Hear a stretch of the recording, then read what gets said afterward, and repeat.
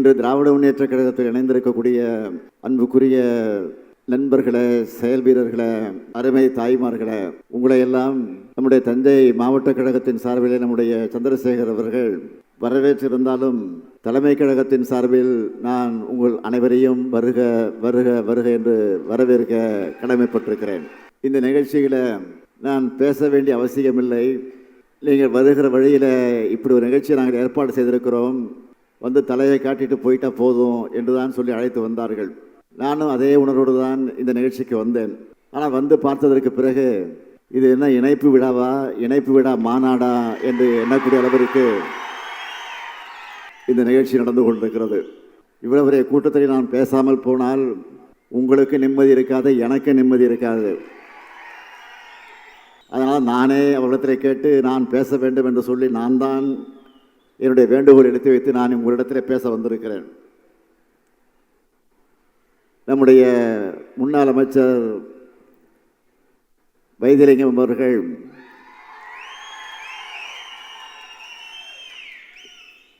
தாய் கழகம் அவனுடைய திராவிட முன்னேற்ற கழகத்தில் தன்னை இணைத்துக் கொண்டு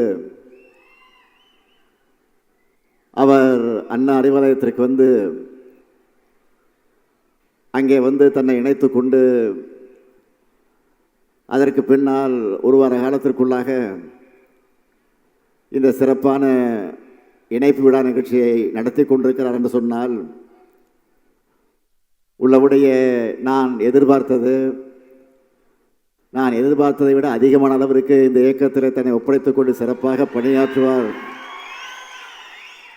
என்ற நம்பிக்கை எனக்கு மட்டுமல்ல, திராவிட முன்னேற்ற கழகத்தில் இருக்கக்கூடிய ஒவ்வொருவருக்கும் வந்திருக்கிறது என்பதை இந்த நேரத்தில் நான் தெரிவித்துக் கொள்ள விரும்புகிறேன். நான் வைத்திலிங்கம் அவர்களை பல நேரங்களில் பார்த்தது உண்டு. மறைந்த மக்கள் திலகம் எம்ஜிஆர் அவர்கள், அதைத் தொடர்ந்து அம்மையார் ஜெயலலிதா அவர்களுடைய தலைமையில் நம்முடைய வைத்திலிங்கம் அவர்கள் பணியாற்றுகிற இடத்தில் அவர்களுக்கு விசுவாசமாக இருந்து சிறப்பாக சுறுசுறுப்பாக எல்லாரையும் கவரக்கூடிய வகையில் கவர்ந்து அவர் பணியாற்றிய அந்த காட்சியை நாம் பார்த்தது உண்டு. ஆனால் எம்ஜிஆர் மறைவுக்கு பிறகு, அம்மையார் ஜெயலலிதா மறைவுக்கு பிறகு அதிமுக கட்சி என்பது உடைந்து அது சின்ன பின்னமாகி இருந்த நிலையில் அப்பொழுது அவர் சட்டமன்றத்தில் வந்து அமர்ந்திருக்கிற அந்த காட்சியை நான் பார்ப்பேன். அவர் முகத்தில் ஒரு சோர்வு இருந்து கொண்டே இருக்கும். எதையோ பறி கொடுத்தது போல உட்கார்ந்து இருப்பார். ஏதோ வேண்டா வெறுப்போடு சில கேள்விகளை கேட்பார். வேண்டா வெறுப்போடு அமர்ந்திருக்கக்கூடிய காட்சியை நான் பல நேரங்களில் சட்டமன்றத்தில் பார்த்தது உண்டு. ஆக என்ன அது என்பதை இப்பொழுது தான் உணர்ந்து கொண்டேன். சுயமரியாதையோடு நாம் இருக்க முடியலையே, சுயமரியாதையோடு நாம் பணியாற்ற முடியல என்ற ஏக்கம் அவருடைய உள்ளத்தில் இருந்திருக்கிறது. என்ன, அவர் கொஞ்சம் லேட்டாக வந்து சேர்ந்திருக்கிறார். லேட்டாக வந்தாலும் லேட்டஸ்டாக பணியாற்ற போகிறார். அதுதான் நமக்கெல்லாம் ஒரு மகிழ்ச்சியை தந்து கொண்டிருக்கிறது. ஆக தேர்தல் நெருங்கி கொண்டிருக்கிறது. அப்படி நெருங்கக்கூடிய தேர்தலில் மிகப்பெரிய வெற்றியை நாம் பெறப்போகிறோம் என்பதில் யாருக்கும் எல்லளவும் சந்தேகம் இருக்க வேண்டிய அவசியம் இல்லை.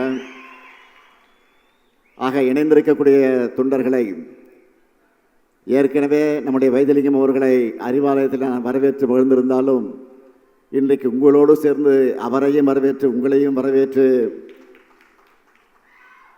தேர்தல் பணி ஆற்ற உறுதி எடுப்போம், சபதமேற்போம். மீண்டும் நம்முடைய திராவிட மாடல் அரசு உதயமாகி ஏற்கனவே செய்திருக்கக்கூடிய சாதனைகளை மிஞ்சக்கூடிய அளவிற்கு மேலும் பல சாதனைகளை உருவாக்கி தருவதற்கு நம்முடைய பணி மும்முரமாக இருக்க வேண்டும் என்று உங்களை எல்லாம் கேட்டுக்கொண்டு, வெல்வோம் 200, படைப்போம் வரலாறு, வெல்வோம் ஒன்றாக என்று கூறி மீண்டும் உங்களை தாய் கழகத்தின் சார்பில் வருக வருக என வரவேற்று விடைபெறுகிறேன். நன்றி, வணக்கம்.